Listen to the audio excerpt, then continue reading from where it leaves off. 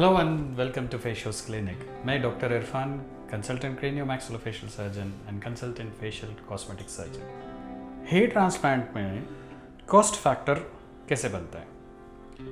कई लोगों के क्वेश्चंस है कि कॉस्ट जो है किसी क्लिनिक में कम होता है, किसी क्लिनिक में ज़्यादा होता है। ये ऐसा क्यों? तो इसमें कई फैक्टर्स होते हैं। अगर एक ब्रॉड सेंस में देखें तो यहाँ पर दो फैक्टर्स होते हैं। एक होता है कि क्लिनिक के फैक्टर्स और दूसरा होता है एक पेशेंट का फैक्टर्स। जैसे क्लिनिक के फैक्टर में जब आ जाता है, एनएमसी जैसे नेशनल मेडिकल कमीशन, इन्होंने कुछ गाइडलाइंस दी है। एक क्लिनिक कैसे होना चाहिए, उसकी क्या रिक्वायरमेंट है, ये सारी रिक्वायरमेंट्स को फुलफिल करने के लिए हर क्लिनिक कोशिश करता है। और जैसे कि उनका एक रिक्वायरमेंट है कि स्टेरिलाइजेशन एसेप्सिस परफेक्ट होना चाहिए और एक अच्छी टीम होनी चाहिए जिसमें एक एनेस्थेटिस्ट हो, और इसके अंदर आप एक इमरजेंसी सर्विस यानी तो इमरजेंसी की प्रोविज़न होनी चाहिए।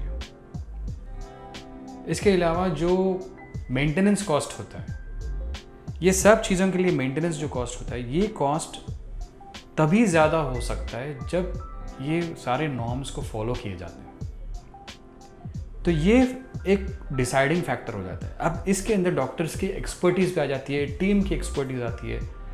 तो इस वजह से यहाँ की क्लिनिक के फैक्टर्स में जो है कॉस्टिंग फैक्टर आपको दिखा दिया। अब होता है पेशेंट फैक्टर्स। पेशेंट फैक्टर्स में जैसे छोटे केस होते हैं तो उनका कॉस्टिंग कम होता है, जब ज़्यादा केस होता है तो उनकी कॉस्टिंग ज़्यादा होती है। तो ये छोटे केस क्या है, बड़े केस क्या है, ये कौन डिसाइड करेगा? जैसे कि एलोपेशिया में जैसे हेयर लॉस में ग्रेड्स होते हैं, जैसे ग्रेड 1 से ग्रेड 1, ग्रेड 2 से लेकर ग्रेड 7 तक होते हैं। तो छोटा जब ग्रेड हो जाता है तो उसके लिए रिक्वायरमेंट भी कम होती है। ग्रेड ज़्यादा हो जाती है तो रिक्वायरमेंट ज़्यादा हो जाती है। अगर हम जब रिक्वायरमेंट ज़्यादा हो जाती है, जैसे कि हम सबसे ज़्यादा कॉमन एरिया जो पीछे से हम निकालते हैं ग्राफ्ट, वो निकाल के हम हेयर ट्रांसप्लांटेशन कर देते हैं।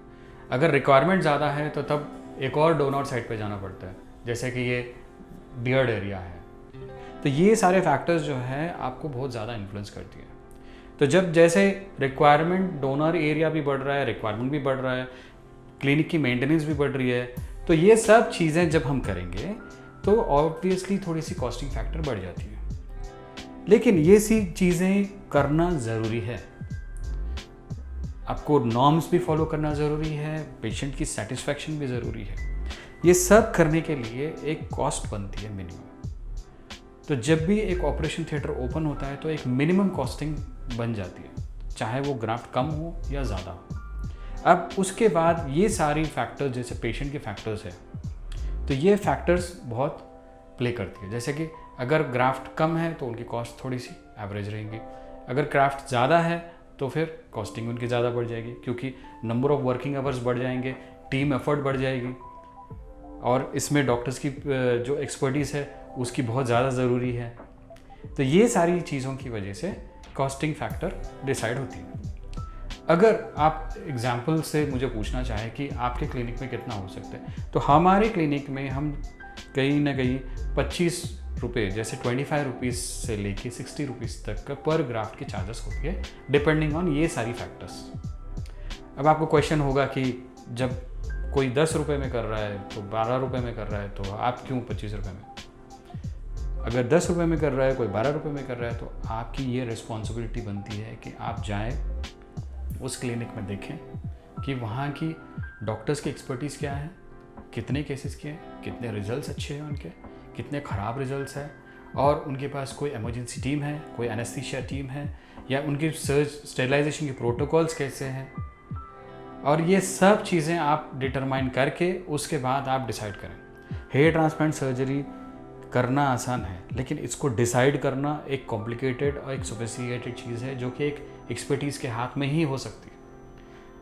अगर हम ये चीज़ अगर प्रॉपरली डिलीवर करें, तभी जाके आपको एक अच्छी सी रिजल्ट आने की चांसेस हैं। तो इसके बारे में अगर आपको कोई अगर डाउट्स है और ज़्यादा जानकारी जानना है आपको, तो हमें डेफिनेटली कांटेक्ट कीजिए, हम आपको मदद करेंगे ज़रूर।